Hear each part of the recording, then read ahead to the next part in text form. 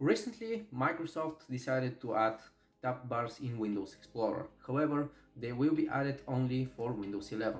And this video will cover how you can install them in Windows 10 and have tab bars regardless of your operating system.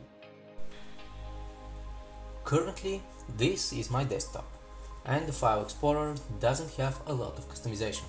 So, to change this, go to your browser, go to google.com and search for Qt tab bar.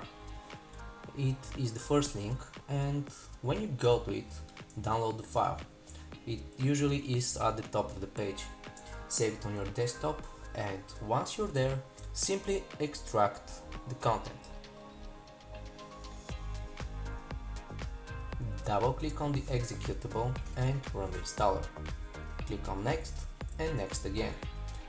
Once you have installed the program, close the browser and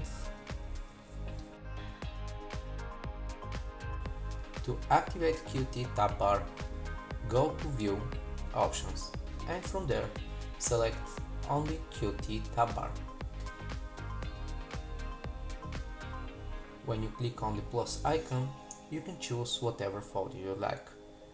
You can also drag and drop, and this way the folders will appear at the top as tabs.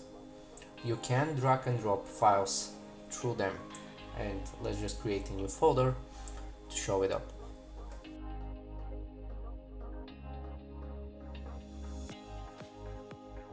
Open it up, drop something there, and there it is.